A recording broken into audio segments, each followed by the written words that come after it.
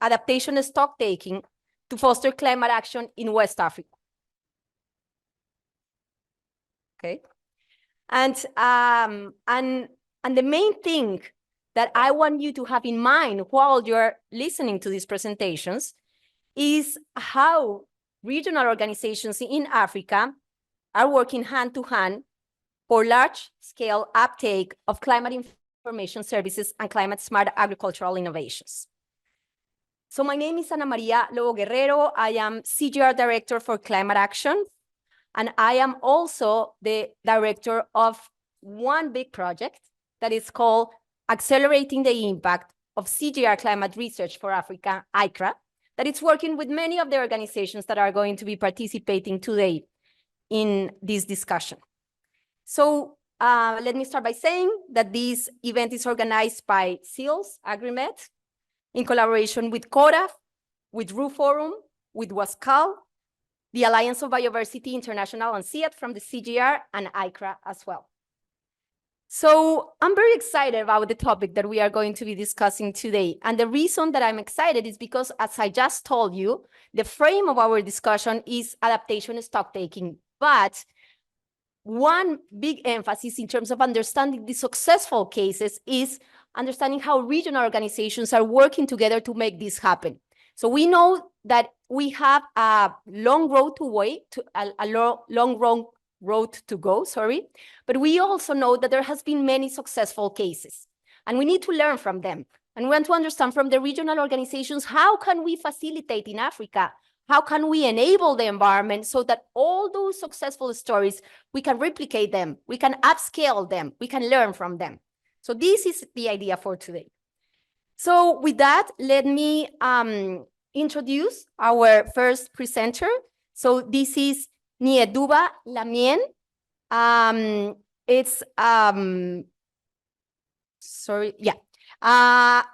he's going to be talking about adaptation, stocktaking for resilient agriculture and food systems in West and Central Africa. So Lamien is going to be joining us online. Lamien, please go ahead.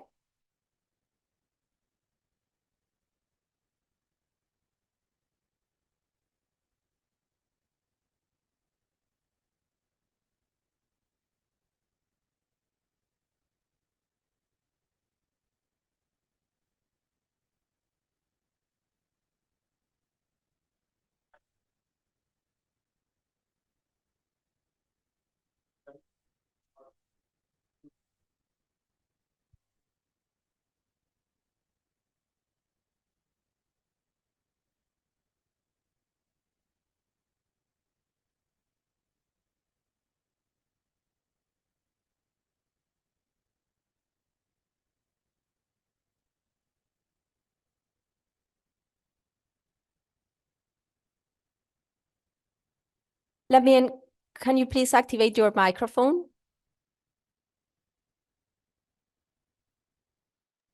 Sorry. I was struggling with my macro. Can you hear me? We can hear you very well. Please go ahead with your presentation. I was also sharing my presentation. Can you see the presentation? We can see your presentation.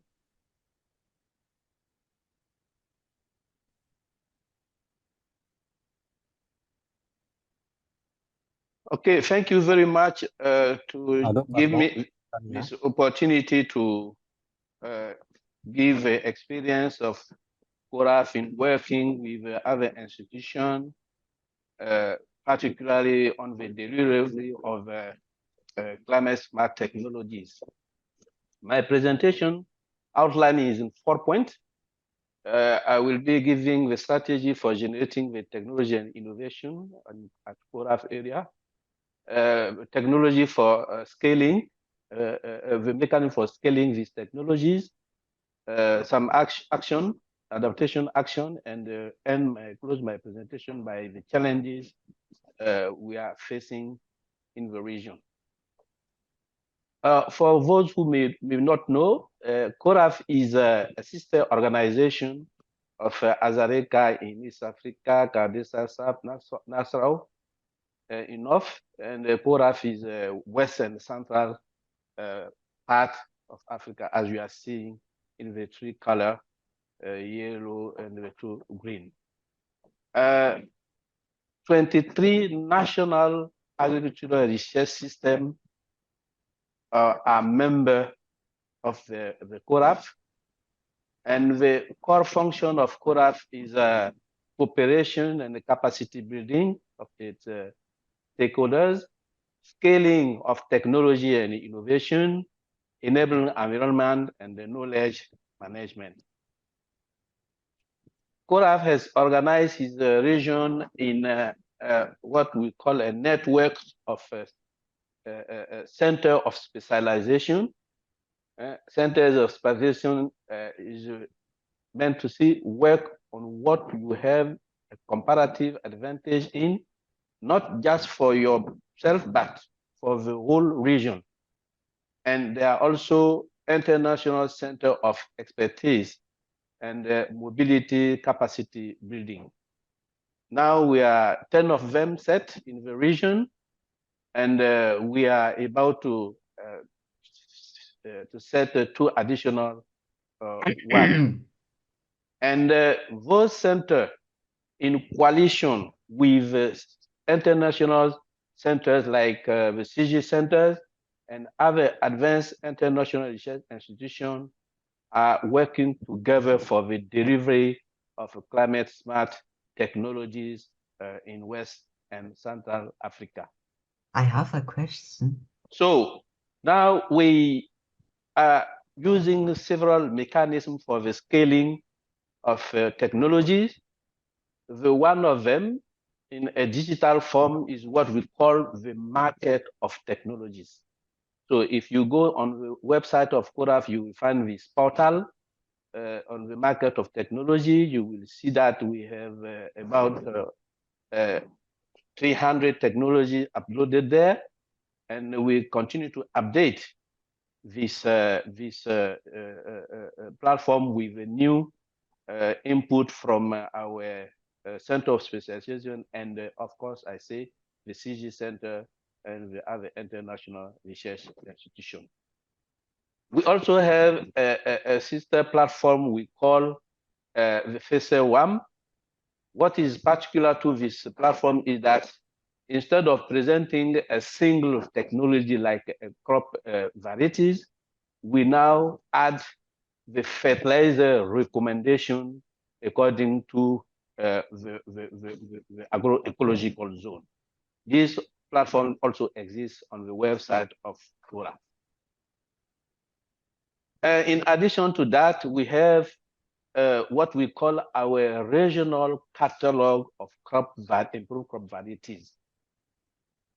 This is a catalog regularly updated by CORAF, and it is all our the ECOWAS region, ECOWAS and CC region country, who, when they release their new technologies, they have a national catalog where this newly released varieties are registered, and this is the national catalog that are how do you call it? Are gathered together in the regional one. So, out of today, we have, as you see, over 1,500 improved crop varieties, including climate smart varieties. Still on the scaling mechanism, we have a physical platform. We have the market of technology in physical form, where we have an in-person event with a B2B session, where a provider of technology have the opportunity to discuss with the end user to agree on the technology and their delivery. In addition to this, we have what we call the Park of Technologies. This is on live demonstration of our improved technologies that are being set in the centers of specialization. Now, country are asking for CORAF to get this technology more closer to the end user. So setting satellite park or community level art of technologies. CORAF is also in a region we are exchanging technology among countries. This is facilitated by CORAF, and in particular, for example, when 3 of our countries face the Ebola crisis, we organize ourselves to quickly deliver seed to these 3 countries. If you remember, Sierra Leone, Guinea, and Liberia. And the other country of the region get organized quickly to deliver seed to these countries. We also, to accelerate the adoption of technologies, we are promoting actively what we call the innovation platform. You know, for a long time, we thought that the technology adoption was a matter of scientists, extension service, and producer. Now we realize that they need agri-input dealer to facilitate the delivery of the input. They need aggregator to facilitate access to the market. They need microfinance credit to access finance. And then the innovation platform, that is a multi-stakeholder process, is a mechanism for us, is promoting to make sure the technology reach the end user. In the region, we are also organizing ourselves to run the climate smart agenda. Then we have what we call the Climate Smart Agriculture Alliance.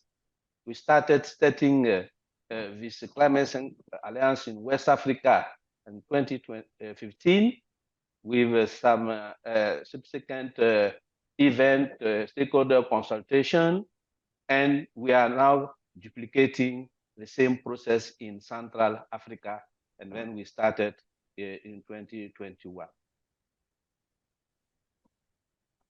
At CORAF, it is also a capacity building.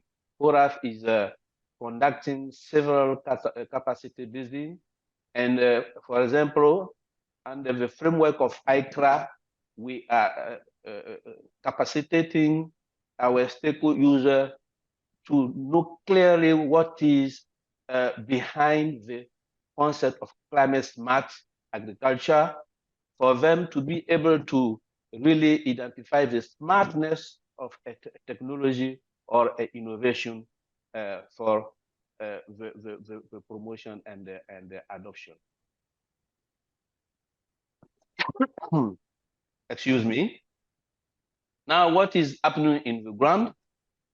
In West Africa, it became clear that there is a large adoption of early maturing and drought-tolerant crop varieties. And the cowpea is the typical example in the area. There is also a large adoption of high-yielding varieties for maize and rice, and a large adoption of water and fertilizer management on farm. Most of you or some of you may, are aware of the Zai and half moon practice in the area. And as you are seeing in the picture at the end, some years ago, no one can imagine that maize can be grown in a lateritic soil like this. Now it is happening in the area, in the region. And this is also the case of this half moon crop behavior on the field. So one of the successful program funded by the World Bank and coordinated by CORAF, we call the West Africa Productivity Program, which was focusing its intervention on the scaling of climate technology, reported at its closing 3 years ago, about 4.8 million hectares under climate smart technology, gender and nutrition sensitive technologies. So in the region, we are also facing challenges for the mass adoption of technologies and innovation. For example, we have an emerging agri-private sector asking for exclusive right to operate technology and innovation to make them profitable. In the other hand, we have the public research center generating the technology for public use, producing only prototype and the breeder seed with intellectual property right for industrial exploitation by the private sector. And at the bottom, you see the end user asking for easy access and affordable technologies. So private sector and the public sector need to come together in a kind of trade-off, a temporary license agreement with the private sector for exclusive exploitation of technology and innovation with a view to affordable industrial production. For all these things, we have another big challenge, which is the better use of climate information for adequate use of the climate smart technology and innovation. This is, thank you very much for your kind attention. Over to you. Thank you. Thank you very much, Lamien. Thank you very much for providing that overview, very comprehensive journey of CORAF's. Yeah. Thank you. Comprehensive journey of CORAF's offer in West Africa, going all the way from the work on the ground, the capacity building, the innovation, and also very much appreciated the gaps and the challenges that you have in your work. Those are really important in terms of lessons learned for the region. So with that, let me give the space now to Abdul Ali from AgriMed. He's going to be talking about seasonal climate forecasts all the way to crop production and water resources outlook. The floor is yours.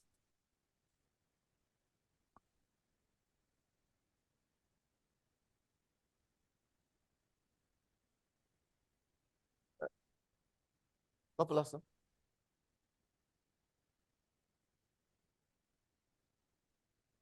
The presentation here.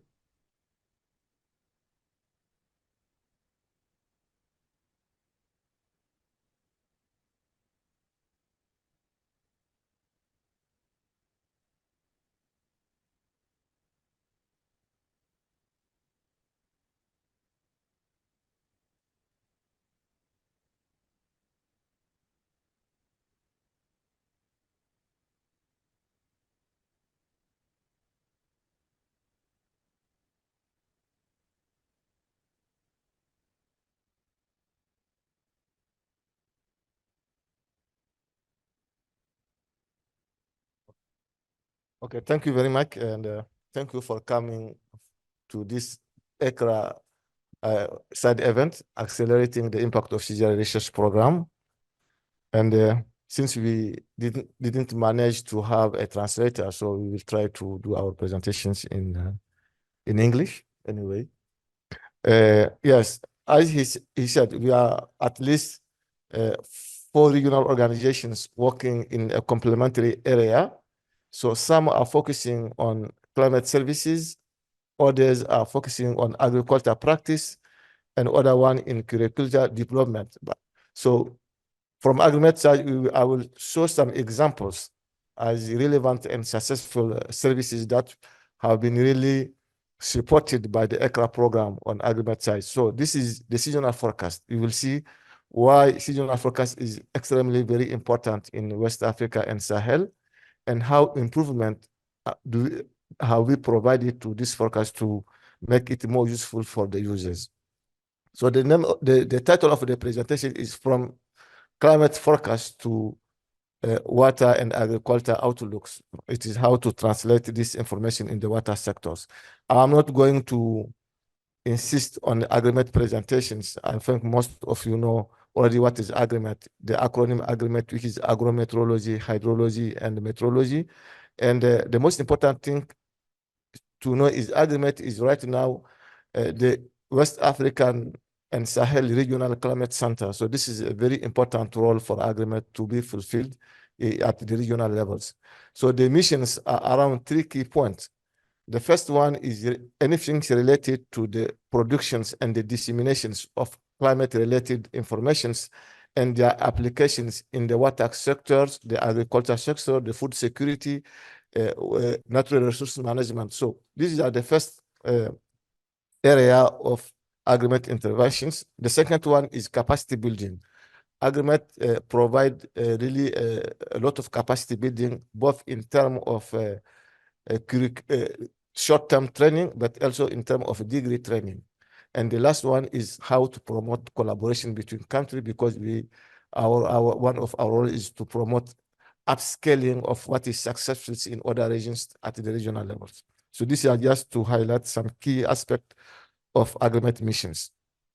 So here it is why seasonal forecast is very important. You see, in the West Africa and the Sahel in the past, we used to face drought situations for more than 30 years. The climate situations in the region was drought. So we can, let's say, make a planifications on a long-term basis. For example, you know that at least for the 10 coming years, most of the years are dry. So we can really set in place drought management strategies. But when you look at the current variabilities, you will see that it is an intensification of the extremes. So year by year, you shift from drought to flood or to very wet seasons. So in the context of the current climate variabilities, it is very important to have a strategy that can be used year by year, because the long-term planification doesn't make a lot of sense compared to what happened in the past. So that in this context, we think that seasonal forecast will be one of the most important and critical services to be provided to the users to help them cope with this high variability at the inter-annual levels. So that is why one of the focus of the ECRA project is to improve these services in West Africa. And the institutional setting of the seasonal forecast in West Africa is, let's say we have a regional forum organized 2 times during the years. One we call the Prejas Forum for the Sahel and Sudano-Sahelian area. And the second one is for the Gulf of Guinea. So during these 2 forums, all the stakeholders in the region met, both the climate development services and also the users. They meet and they produce the regional climate outlook informations and disseminate it over the regions. So these are the current products we are developing, and as you can see, the products are related on different aspects of the rainy seasons. It is related both on the cumulative expected rainfall for the upcoming seasons. The information is provided regarding the onset, how the season is going to start. Also, the seasonal forecast is related also to the dry spell during the rainy seasons. We are also providing some information related to the cessation date of the rainy seasons.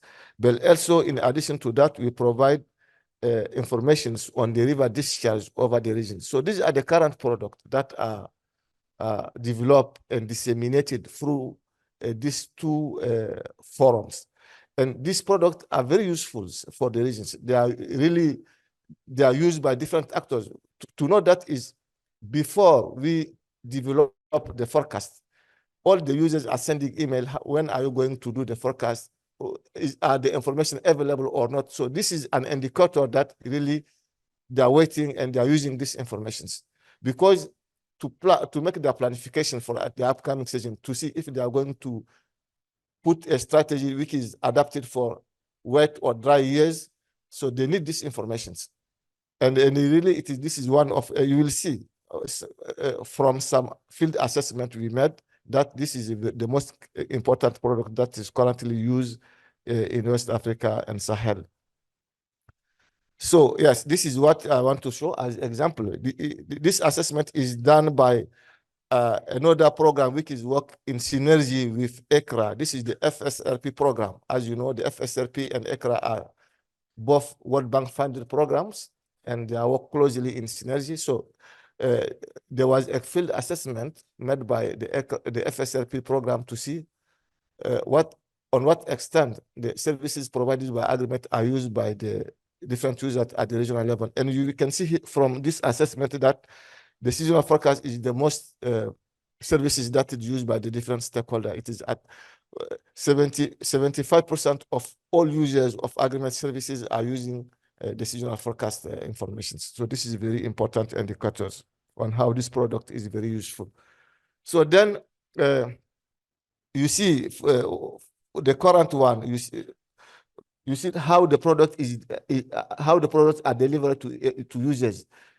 You don't have really the spatial details of these informations, but the users are requested many times that they need a product that is especially really distributed to improve the spatial details of the product. So with the ECRA project, we are working to have a new generations of seasonal forecast, and we are using what we call the next gen tools that will help the regions to have a more detailed product, as you can see here, taking into account the spatial variability of the climate distributions. So this is very important improvement of this product. And right now, I think that you will see that there are many capacity building over to handle the generation of this new product, and we are hoping to have it operational in the upcoming years. So then one critical issue we are facing is how to translate the climate information into water sectors and agriculture sectors. Because when we deliver the climate information, many users, for example, when we say that we are expecting above rainfall situations for the upcoming seasons, people are translating these informations into good productions or a lot of availability of waters. So this is a mistake most of the time the users are made. The users made in terms of translating the information. So what we are tackling here is how can we assist the users to better translate this climate information into water sector or agriculture sectors. For example, this is to illustrate what we are saying. For example, in 2021 in Niger, we have really a lot of rainfall in terms of the total rainfall, but the crop productions failed this year. It is almost minus 21% compared to the average. So this means it is not easy to translate directly the cumulative or the above situations into water and the agriculture sectors. So to solve these problems, we are working on combining this next gen product with what we call impact models, both in agriculture sectors and in water sectors. So in agriculture sectors, what we are doing is under ECRA, we try to combine a crop model we have at agreement, which is called the CCR models. So this model will be coupled to the climate informations. And also in the agriculture sector, the same thing, we have hydrological models, which is called HYPE. So we are coupling them so that we can have a seasonal forecast or a seasonal outlook for the impact sectors that is relevant, that could translate exactly what can be expected from this seasonal forecast. So the techniques is a little bit, I'm not going to provide the details on the techniques, but just to know that this is a way to improve the translations of the interpretations of the rainfall outlook into agriculture sector or into water sector. That is really one of the key activities we are now conducting under ECRA and with the contribution also of other projects. And we hope that when this methodology will be operational at national levels, it will contribute to improve the interpretations of the seasonal product in impact sectors. So yes, this is what I said. I'm not going to take time. So a lot of capacity building have been already done under ECRA. So people, we train many national and meteorological staffs to handle this way of translating informations. And in addition to that, we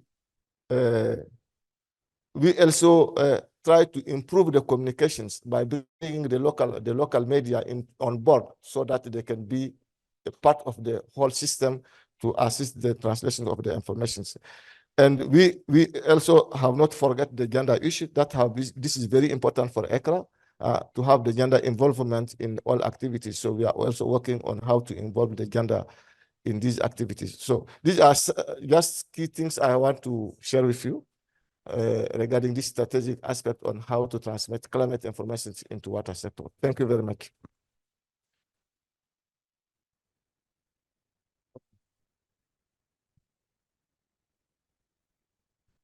Thank you very much for that, Abdu. It's really interesting to see how it's not only producing the seasonal forecasts with the newest approaches and methods, but also how AgriMed is really concerned about the translation.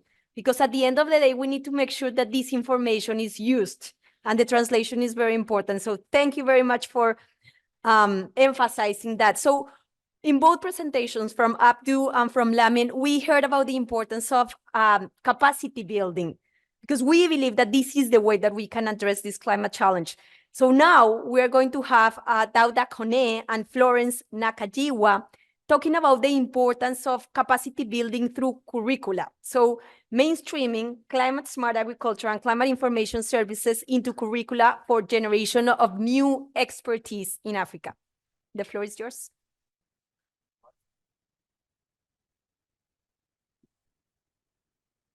I will not do the presentation. I will just present presentation.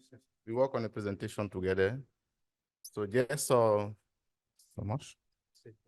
Okay. Good evening, everyone. Thank you so much for bringing us at this meeting. I want also to thank the audience. So what you have seen that research is delivering a lot of activities who can be the research output coming from relevant topic, and also from CORAF and AgriMed. And we want also to make this sustainable. And we think that the university are really the way in Africa, everywhere, to make sustainable, because we can train and continue training the youth. The new generation need to be trained. We need also to train agro-advisory services people. So that's why Reform and Wascal are coming in this project under the leadership of the World Bank to also develop, trying to mainstream the use of climate information service and climate smart agricultural technology into all the university system, meaning that we want in the future to see any single student in our university who will come before the end of his training, he can know more about those aspects of climate technologies. And also we want also to see all the advisory board people, all the agro-advisory people, and any people who are dealing with climate change or communities to know more about those technologies. Wascal, she will present a little bit forum. Wascal is the West African Science Service Center on Climate Change and Adapted Land Use. The main mission of Wascal is to educate, to fill the gap in terms of knowledge, fill the gap for experts in climate different area and also in energy sector. In addition to that, Wascal also is doing relevant research through its competence center also to develop also some climate information service for the need of the community. This is what Wascal is doing. I want to thank all of you. And also we have here some key persons will be part of the panel. For example, Dr. Hackman will be part of the panel. He is the project coordinator of the International Global Stock in Wascal. And we have also one person who will not be in the panel, but I can present him, is Professor Tijani Kone, who is the Director of Research and Innovation in Cote d'Ivoire, who is here also to hear from us. So I want to stop here. I give the floor to Florence. We have been able before to develop the curricula to go through the need assessment, because this is key for us, and also the gap assessment process before identify the need, and also they develop some curricula. We use the process of our student, our alumni, to share those information. And in the future, we want to see how many people are using the technology instead of just sharing the information. Thank you. I want to thank also CORAF and Agreement for really the collaboration we are having, and CIAT also here. Thank you so much. Thank you so much, Dauda. And thank you so much for inviting us here to talk about what is close to our hearts, curriculum and capacity development for Africa. I am from RUFORUM. RUFORUM is a network of universities. We now have 170 universities in 40 countries on the continent. So this presentation is looking at what we have done under the ACRA program together with WASCAL. RUFORUM is continental. Then we have the Western cluster, which is managed by Alked here, but that's where WASCAL comes in, but we are also dealing with Southern Africa and Eastern Africa. On the whole, we work across the whole of the African region. This presentation has the background, the methodology, the modules as Dauda was talking about, and then a conclusion to it. This, we all know where we're coming from. This whole COP28 has been talking about this 1.5 degrees centigrade and the consequences that this is going to bring. So I'm not going to go so much into that. And what ACRA is doing. Anna Maria is here, and we're always very proud of her.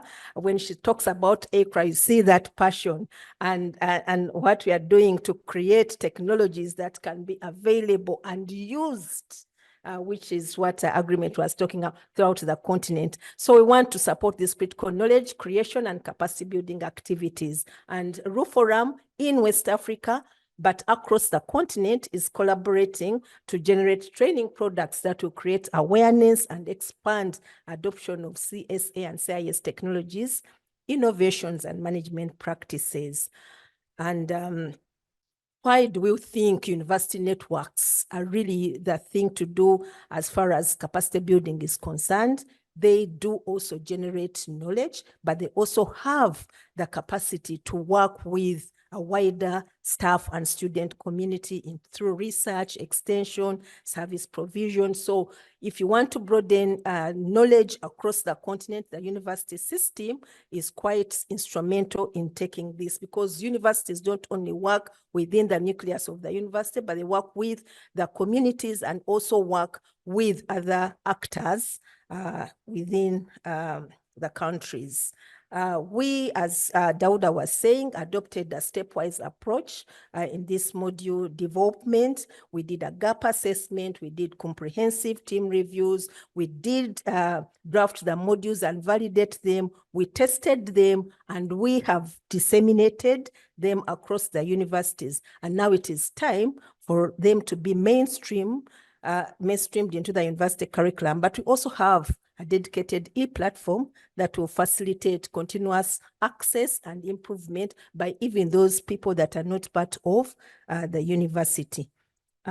This was an assessment of the training, because the starting point was, we know the CG centers have tools that have been developed. We know that the universities have had curriculum, but we looked at what is it that is needed. So we started with a comprehensive overview and analysis of what is required at the national level. So we did the West African component. We went into Togo, we went into the 3 countries in West Africa, but we also did the East African component, where we did Kenya, Zambia, Ethiopia. We added other countries as well. And so, like I said, we had several countries, 13 countries for the West African cluster, and then another set of countries in the East African cluster. And we looked at national consultations. We prioritize what is it that needs to be prioritized, and we identify the key personnel that will be driving this process in terms of developing the modules that are going to be provided. So this gives an overview, because when you see the countries, this was the needs assessment and the country focus. So scaling was across the countries as well. But if you look at these countries, and since we did national consultations, you do realize that these represent a population of more than 300 million. And at the same time, whereas this was gaps assessment, when we went to the training, we went across the 40 countries that are part of the RU Forum network and the universities. But in terms of population, it means that we are covering a huge spectrum. And therefore, if we are talking about technologies that can be adopted, the potential of scaling and improving where this can be taken up becomes large, because of the people that we are working with and the countries that we are looking at. So like I said, I'm not going to go through all of this. We did teamwork for training materials. We validated the curricula and we tested the materials that had been developed through different fora with different levels, with deans and directors of faculties, because we know that you have to address the lower levels in the education system as much as you address the leadership, which is vice chancellors. For them, it is creating awareness. But when you go down to the deans of the faculties and the lecturers, it means now you are picking people who are boots on the ground that can be able to take this up and be able to mainstream it in the curricula, as it were. And some of the courses that have been developed, these are some of the courses, the modules that have been developed: climate smart soil, nutrient and water management, indigenous agroforestry systems, crop livestock agriculture and integration, soil carbon sequestration in crop management, and policy frameworks to support implementation of CSA and CIS. But we are also working with the International Research Institute at Columbia University, which is part of the ACRA program. And we do have 3 courses in the pipeline. The materials have been developed, but they are yet to be tested. So we shall be able to test, or we tested some of them, but we haven't yet offered them comprehensively to see how they can be integrated in the university curriculum. So these are the course modules that have been developed by both RU Forum and WASCAL, and can then be taken up by the different universities that are in the networks that we work with. And these are some of the materials which were shared during the RU Forum annual general meeting, the different course modules that were developed, and the learning objectives, and who can take it up, and where can it be offered. This is just a picture of the different modules as we have them. But when you're talking about scaling, we have also scaled, when we run the training, the capacity building programs that we are talking about, it's not only for the university system. So we have schools and universities, we have researchers. This was an evaluation of one of the trainings that we did, extension services, former organizations, we had climatologists, policymakers, and others. So you do realize that the university then becomes a collector of the different actors that can then be able to take up the different CSA and CIS materials and appreciation of the information that can then be integrated in the different systems, not only at the university level, but at different levels. So these were stakeholders that participated in one of the trainings that we had. And then we've also had some disseminations, now a little bit more intimate, a little bit more integrated at the university system. We've run 2, one in Haramaya University in Ethiopia and one in the University of Zambia in Zambia. And this also brought together different stakeholders to talk about CSA and CIS and how it can be scaled across the different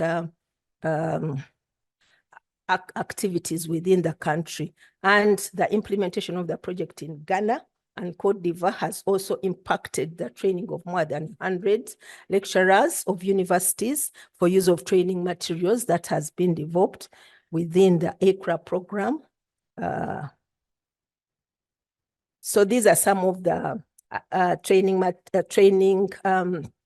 activities that we had, capacity building at the university level. The beauty with the university level capacity building that it doesn't stop with that person. It permeates down to the younger people and the other communities that these university people deal with. These are some of the pictures where we bring together the vice chancellors, the staff, the deans and principals, and the students to talk about something that binds the climate change and how we can address that. And we don't only do it, we also have done practical training to show exactly what it is that can be done, not only the theoretical part of it, how do we take this down, how do you practice it in the field, but also in the lab, and we've done that under the program. And we have continued with awareness creation. I did mention this earlier. And like I said before, we now have an e-learning platform where all these courses that have been developed are going to be uploaded to be able to be accessible to all the people that can have it. One last slide, why we think this is important and some of conclusions. We say that young people have a stake in identifying solutions for adaptation, building resilience, and to mitigate efforts of climate for themselves, their families, and communities in general.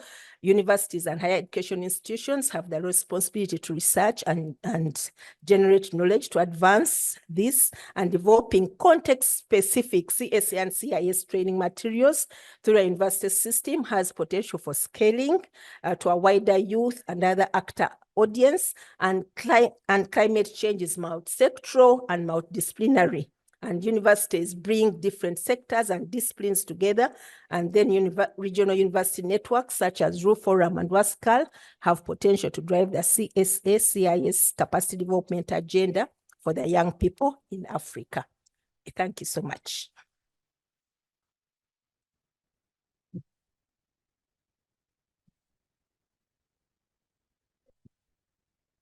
Thank you very much for that, both Dauda and Florence, because this is basically what this event is about, these powerful partnerships between regional institutions in Africa to generate change. And I always love to hear Florence, because when I hear you, I get hope that we can solve this problem, that we can respond to this climate challenge, because the youth, what you are doing in terms of capacity building for young Africans is the way that we should be doing this. And it's where we can see a future in terms of addressing this challenge. So thank you very much for that. So we are going to move into the second part of this site event, but it's going to continue the conversation, and we are going to be brainstorming using what we heard through the 3 previous presentations.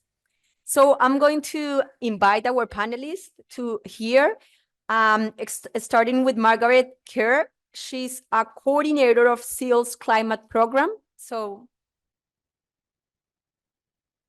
sorry. So if you can, okay, thank you very much.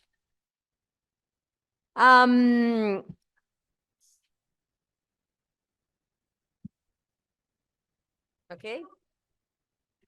Now I want to call Conan Roll-Koume, Program Officer, Climate Change and Climate Services of the Economic Community of West African States, ECOWAS Commission. Thank you for joining us. Now I want to call here Kwame Opong-Hagman. He's Senior Scientist, West Africa Science Service Center on Climate Change and Adapted Land Use, WASCAL. Thank you for joining us. Now I want to call Erika Alice. She's Senior Program Manager, World Meteorological Organization.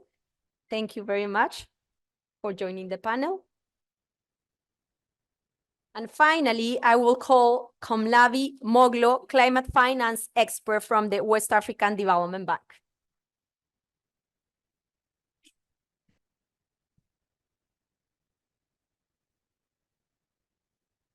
Okay, thank you very much. As I just mentioned, we're going to be using what we heard in terms of really understanding what are the successful stories, but also what are the gaps. how can we make sure that we can see more of these successful stories happening in relation to upscaling climate information services and climate smart agriculture in West Africa? So let me start with seals. I cannot see you, but okay.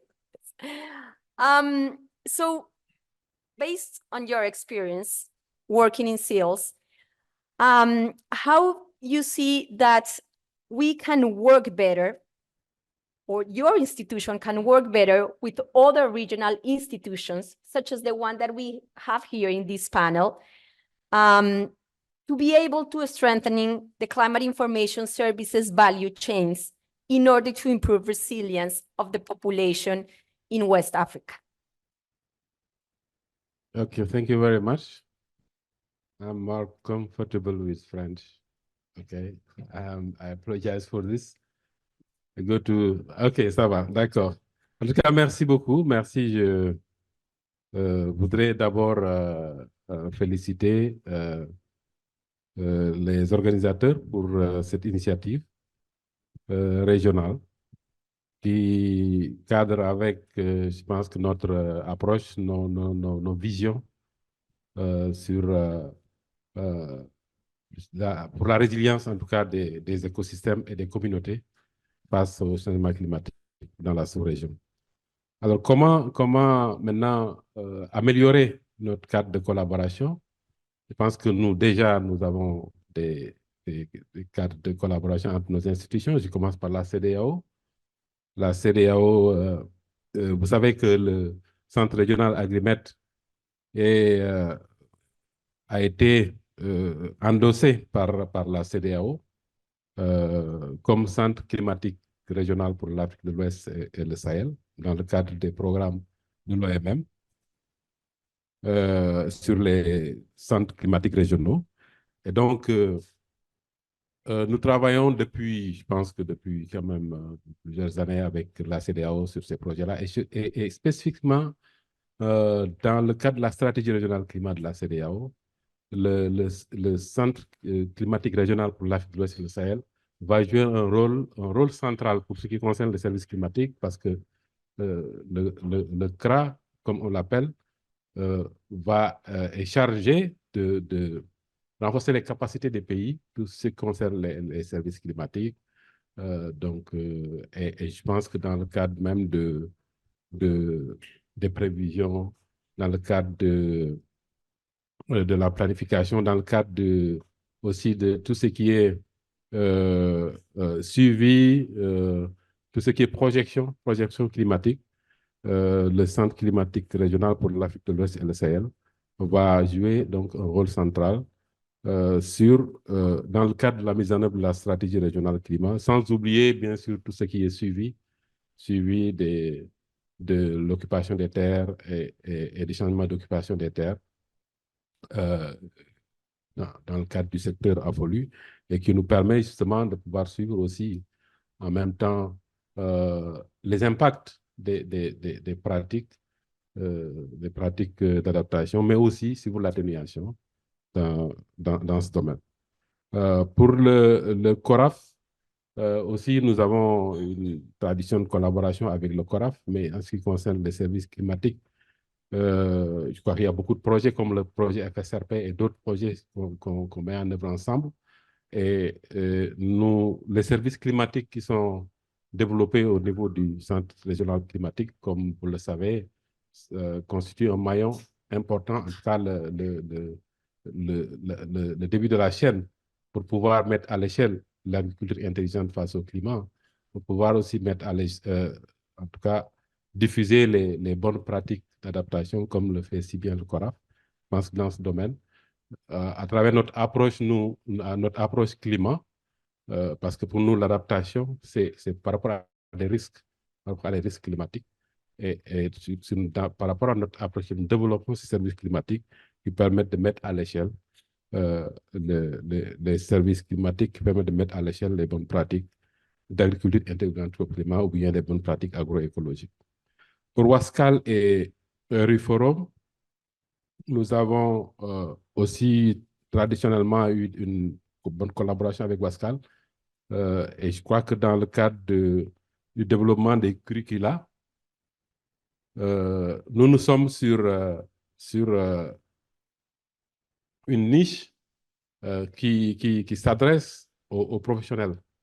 Le WASCAL et peut-être que les forums sont dans l'académique, donc la formation au niveau académique, mais nous nous ciblons des professionnels qui sont déjà opérationnels pour renforcer leur capacité avec des outils pour les rendre beaucoup plus, enfin, leur fournir un savoir-faire à partir des outils que nous développons au niveau du centre régional académique. Et je pense que dans ce domaine, nous sommes complémentaires, hein, parce qu'ils sont dans l'académique, nous sommes dans...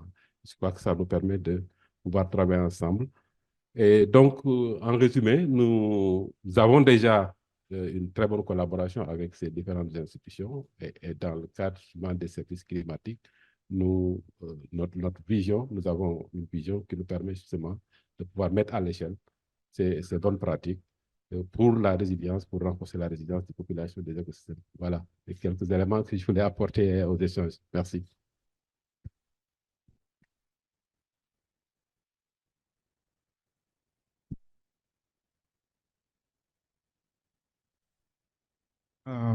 Hi, everyone. I'm going to do a short summary of his intervention point.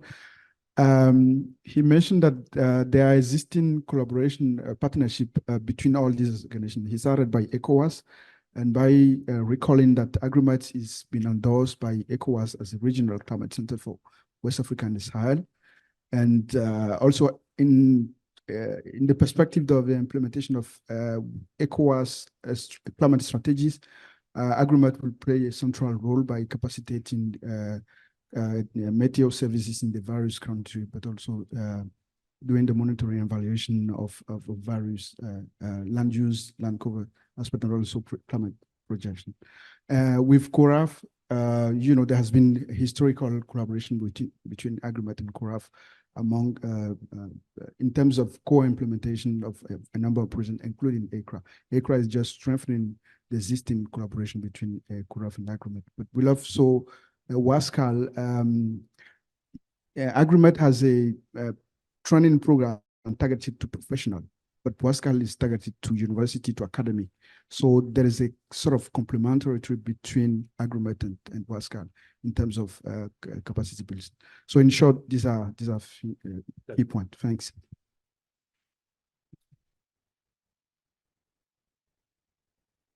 Thank you. Thank you very much for that and for the translation. Okay. So really nice to see these connections that are already happening. Very important and strong collaboration between Agrimet and other regional organizations. So let's move to Conan.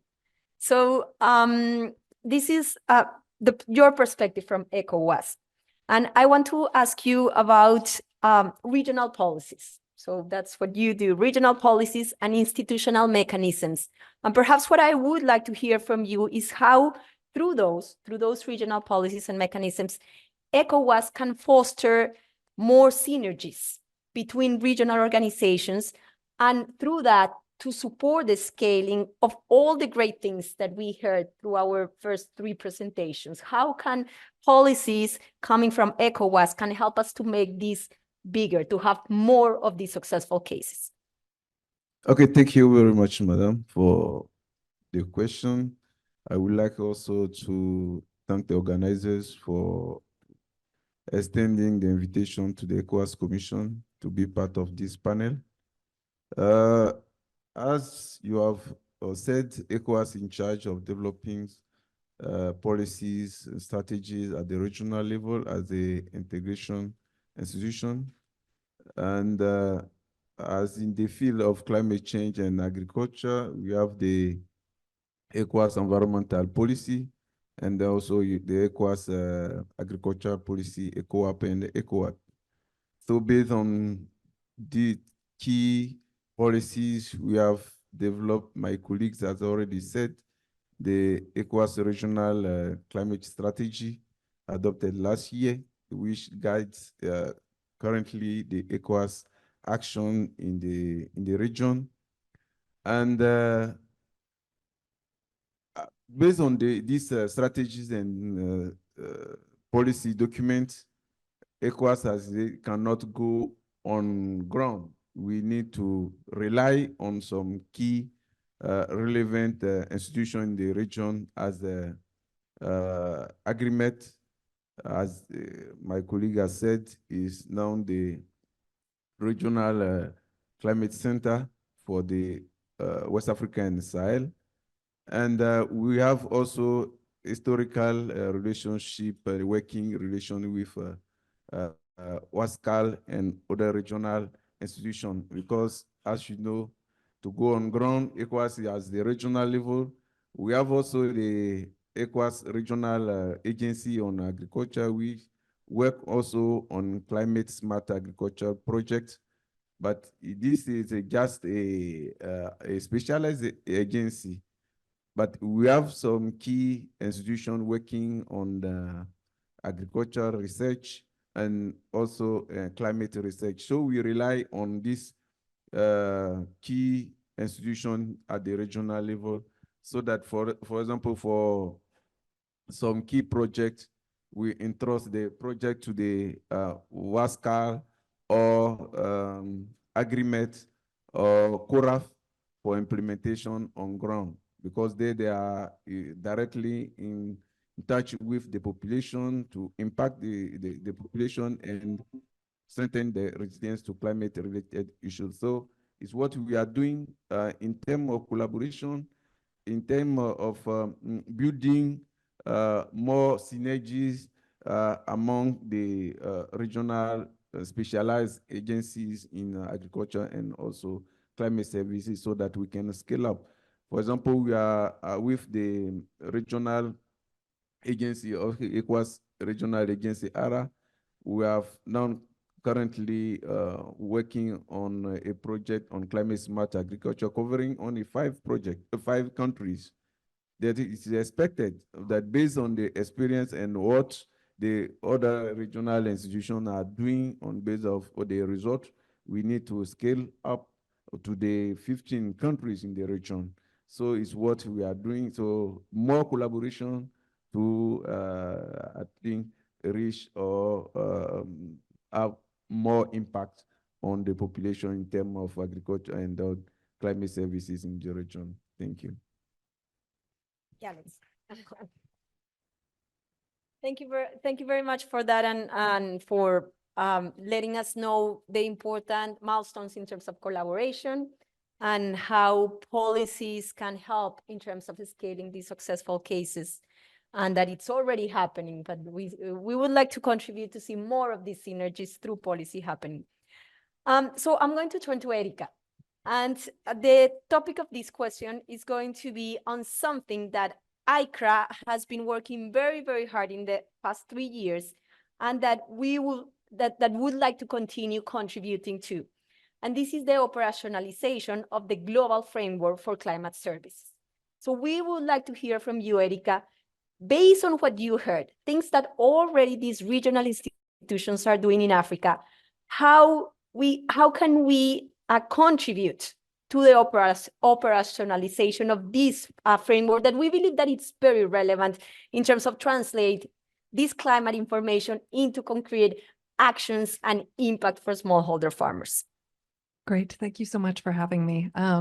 Maybe I want to start out by first thanking Agromet for their support in developing the national frameworks for climate services in all 15 ECOWAS states, also including Chad and Mauritania. So thank you very much for that. And I also wanted to thank my colleague at ECOWAS for the political support through the Council of Ministers, who recently adopted the ECOWAS Hydromet initiative, and WMO is very happy to support that. I think through collaboration with these institutions, but also scaling up to others, I think we'll arrive at a better place. And I wanted to maybe just highlight something that came, a quote that came from a farmer in the plenary discussions a couple of days ago. He said, "Farmers build the stage for humanity to exist." And I really feel that if we're going to have a resilient society, we really need to ensure that our farming systems and our farmers are resilient. And I think climate services is a key way to do that. But I also think that there are opportunities to expand to other institutions as well, regional specialized centers, because we're actually, you know, the Global Framework for Climate Services, it came about in response to climate change, but we're now starting to feel the impacts of climate change through extreme weather and climate events. So how we actually scale up our activities and coordinate on floods. We're very happy that additionally AgriMed is supporting FFGS. So thank you very much for that. But I think there are other ways that we could also extend support to farmers through heat advisories and also through sand and dust warnings. So I'm very happy to support, and WMO is very happy to support continued and enhanced collaboration with all of these centers to really enhance the resilience within the region. Thank you. Thank you. Thank you very much, Erica. And thank you for emphasizing the importance of these extremes, no? So we are each day more suffering the extremes. And I think that each day more understanding the importance that these climate services can help in terms of responding and preparing better. So thank you for that. So let me move to Huascal. So Kwame, I started this event by saying that the stocktake was the word of this COP28. And during COP28, the first assessment in terms of our progress in achieving the long-term goals of the Paris Agreement were discussed. So my question is in relation to the global stocktake and how, through your experience, you think that regional organizations and stakeholders and regional institutions in general in West Africa and the Sahel can contribute to the global stocktake? Thank you very much indeed for the question. Good afternoon to all of you, and thank you for inviting me to be a part of the panel. I think that, like you said, this issue of the global stocktake is something that affects everyone. It's an important thing. It's a new process that we are all going through, and we need to learn and see how to do it better. Well, even as we have finished the first one now, to do it better in the coming years. From our perspective at the level of Huascal, I have heard institutions and what they are doing, government institutions, bigger institutions like ECOWAS, AgriMed, and what they are doing. Look, at the level of Huascal, in addition to what Prof. Kone and the other colleague presented, we are also trying to bring together civil society organizations. Because the GST is an important thing. Everyone has to be brought on board. So Huascal is connecting civil society organizations in West Africa specifically with a network of other organizations all over the world, which are keenly interested in the GST process. So if organizations like AgriMed and so on are working, of course, civil society are also doing a lot of work on the ground. And they also need to, their voice and what they are doing would have to be scaled up in such a way that we all know what is really happening on the ground, not only from the level of the bigger institutions, but from what civil society organizations are also doing. So we are bringing together, like I said, civil society organizations from all over the region. Well, it's not compulsory. Those who are interested in the GST process to come on board and join a network that we are creating in the region in such a way that everyone's voice can be heard. And to do that, of course, we all know that the issue of GST is not very popular in our region of West Africa. So we started by trying to build awareness creation and capacity building through online meetings and physical meetings at different country levels, because our structure is such that, look, we want the civil society, the organizations that are part of the network, to actually define how the hub is going to be, or how the network is going to be, how the structure is going to be, how are they going to engage among themselves, at that level of the hub. So we had to have in-country level meetings in the countries in ECOWAS to allow them to, voice their concerns and also to define all the structures and the modalities that will govern their engagement in this process. So the first level of our contribution was to create awareness and to build their capacity on this strange concept called the GST, which is not really very common at our region. But again, well, as I said earlier, GST is evolving, and even the UNFCCC is interested in getting contributions from people on how the process should go. So at the level of the formulation of the process, we also contributed, to submitting our view as to how the process of the GST should be conducted. Yeah, so we did that. We made that input as well. We have contributed also meaningfully at the technical discussion level that is being coordinated by the technical, co-facilitators. We were there, to make sure that our voice is heard. So we gather information at the region, and then we go and represent all our voices and speak to that. So apart from the technical discussions also, we I think I need to check my note in such a way that I don't miss anything.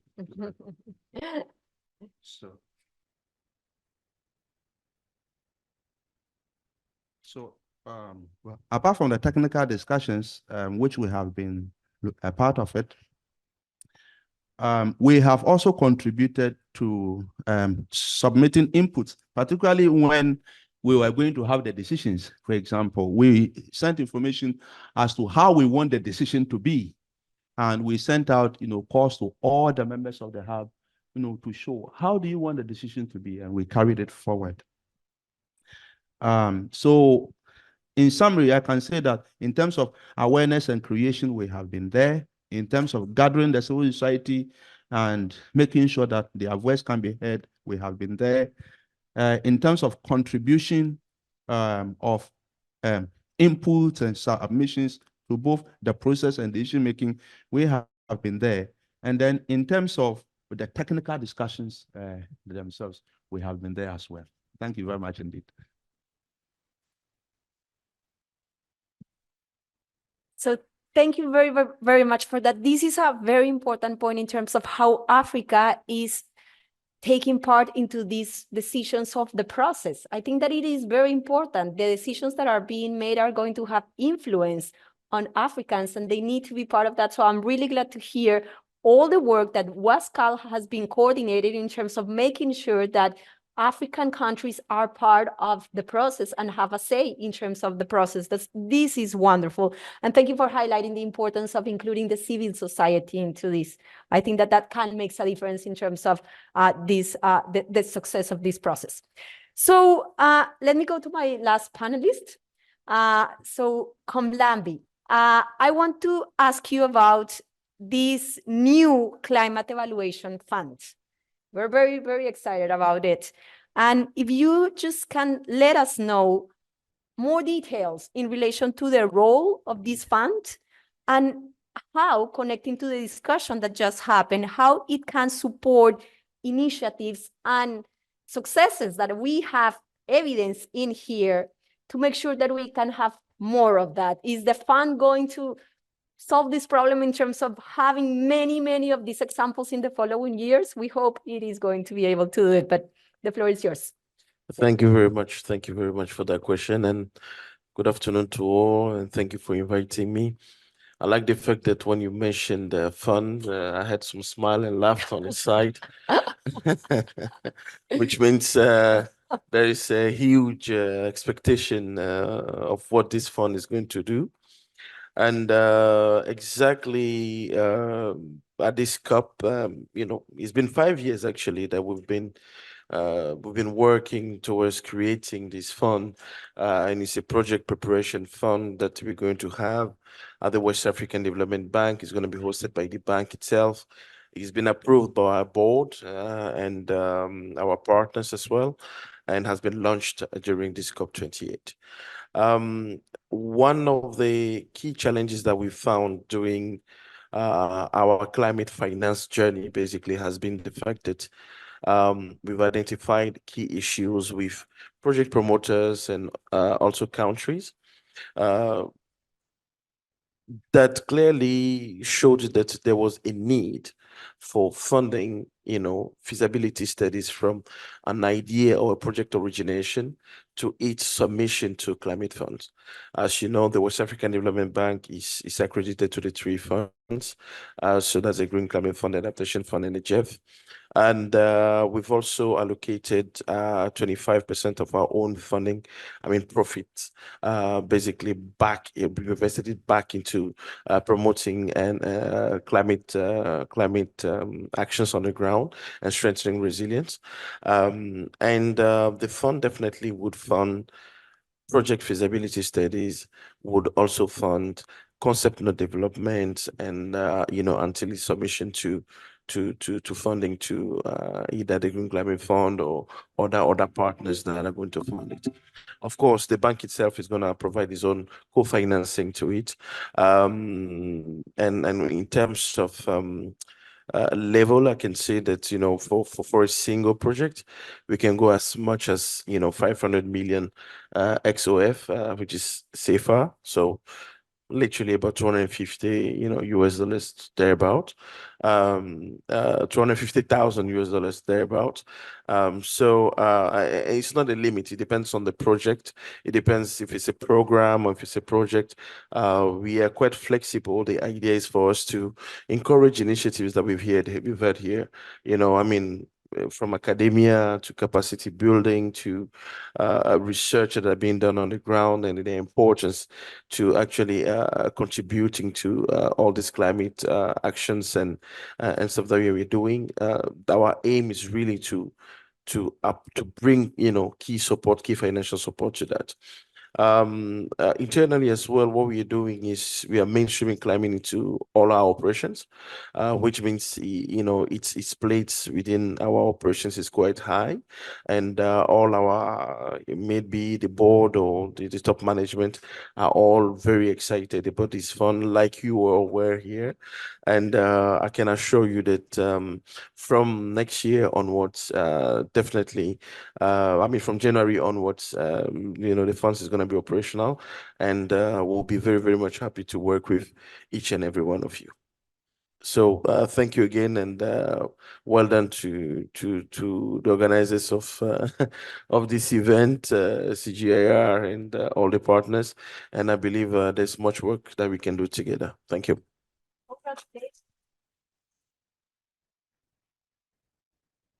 So new opportunities for West African countries. Most definitely. This fund. Yes. Thank you. Thank you very much. It's very exciting news. So we are running out of time, but perhaps we can address one question, two. Okay, good. Two questions from the audience. What do you think about what you just heard?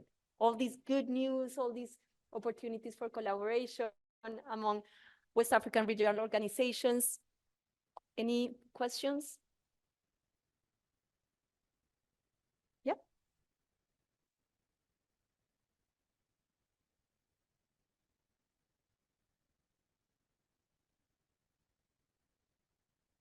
Thank you. Thank you so much. My name is Aniko Polo Akpiso. I'm coordinator of NDC in Togo. What I've heard is very good, and I congratulate anyone that is part of this panel. But maybe what I will say is a kind of contribution, because everything that will resolve our main problems of financing climate projects in West Africa are there. They are all assembled there. And what I'm not saying is that it's true that we need funding for concept notes and for projects, but sometimes what we need more is the data to prove that it is about climate that the project is being implemented. And for those ones, we look for funding for the research.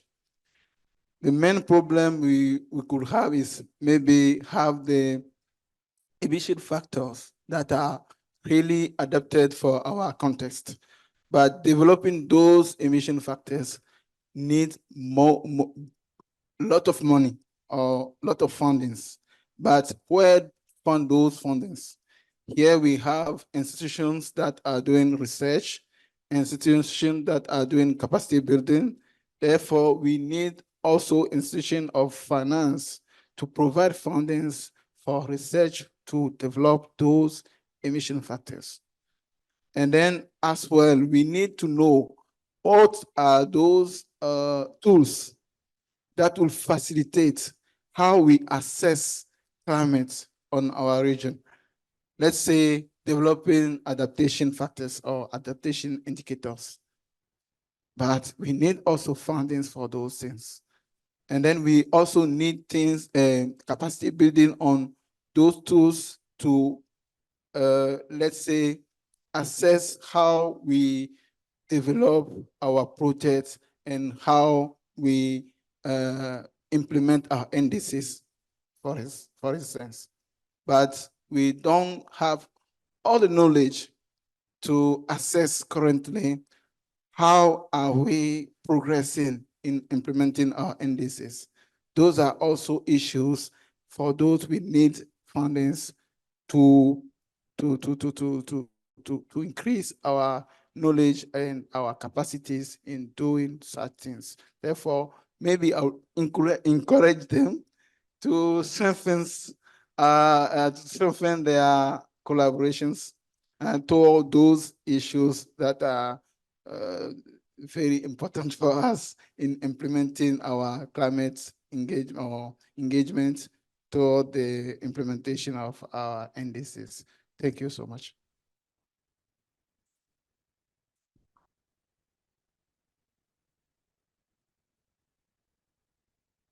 Perhaps just a couple of quick points from me. So WMO actually has the Global Greenhouse Gas Watch. And so that is actually on a global level monitoring real-time emissions. And so we can actually see how countries are doing in terms of their NDCs in terms of emissions.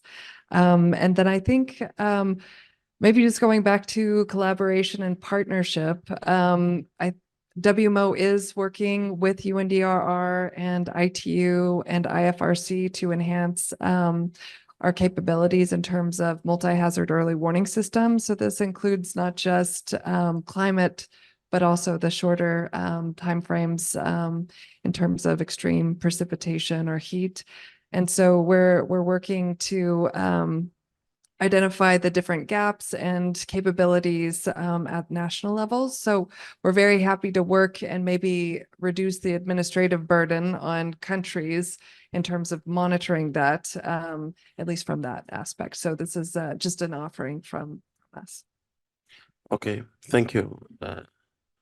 I couldn't help but had the financial need there as well. So just wanted to bring in my own point of view on the issue, and is that I think there's definitely need for more synergies among us. And one thing you ought to understand is that the bank, being a development bank, does not have all the capabilities of understanding exactly what your needs are. We work with both public and private sector, and sometimes our mode of operations on how we lend or we provide support to both private and public sector are slightly different from, let's say, a need for funding for research, for example, or gathering data, for example. We don't understand that it is quite vital for this, for your work and for all we are doing when it comes to reporting. And I think the bank has really understood that fact now. Internally, we have a department that is focusing purely on everything research. And they do have the capabilities of, supporting financially and otherwise, research activities, basically. On the other hand, the bank has also noted that during the years, we've received certain requests for partners that we weren't able to address directly because we didn't have the instrument internally to do that.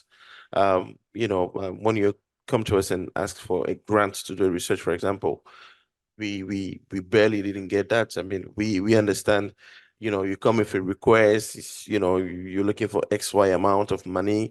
This is the minimum amount you can ask and this and that, but below that, we cannot do anything. We don't understand that. So I think our new, top management has recently launched BOAD Foundation, which is a foundation that is going to address most of the issues and requests that the traditional bank does not understand. And it is a way of dealing with such issues, so whatever your request is, I think we are very much open to listen and to see how best we can provide support. So the door is not shut, it's not closed. And like I said, I think we need more synergies among us. Certain data that or certain research that you want to do, perhaps a partner has already done and it's recent and he has all the information. But the more we communicate amongst each other, the more we'll have those information and the more, we'll have more actions on the ground. Thank you. Thank you very much for that. Another good news. I know that somebody online, Robert Sugmore, that he is the West Africa director for ICRA, wants to also address the question. So, Robert, do you want to speak? Hello, everyone. Just to say greetings and to say that from ICRA side, as you've seen, we believe that really ICRA is a kind of springboard to all present regional organizations to strengthen the already existing synergies. And it's also give a ground for collaborative project development that can be funded through, for instance, what the bank, the BOAD Windows is offering. So for sure, with the support of ECOWAS as the overarching regional organization, we believe that we can continue to strengthen the collaboration and make sure that we size the opportunity of this additional funding. So thank you, BOAD, and we will keep working and ICRA will play its role. That's a comment. Thanks. Thank you. Thank you very much for that, Robert. So we're running out of time. This is an exciting conversation, and we are eager to continue that.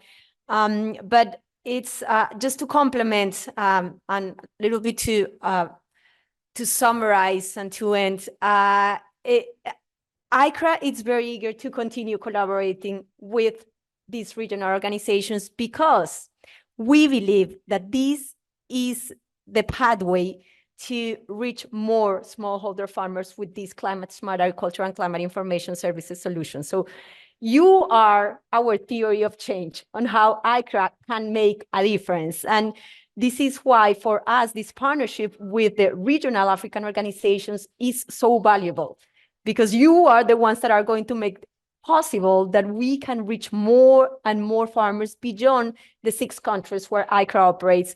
And this is why, for me, this COP was very important, and it's a very happy COP, because there was an announcement from the World Bank. The World Bank is the one that supports this project of ICRA, to make available 100 million to continue working on this agenda for the following 5 years, to continue. And the focus is really on strengthening the African regional organizations with the things that we saw today, the capacity building, the collaboration, the generation of information. So we have a lot of opportunities in front of us for the following 5 years in terms of making sure that these organizations are working together, that we are getting the best of what each one is doing by working in synergy, but making sure that we are connecting to the relevant stakeholders, such as the civil society, that we are able to operationalize the framework that we talk about today. So it's a very interesting point in time in terms of looking into the future and what we can able to accomplish together with these strong partnerships. Thank you very much to the panelists. Excellent interventions. Thank you very much to the audience.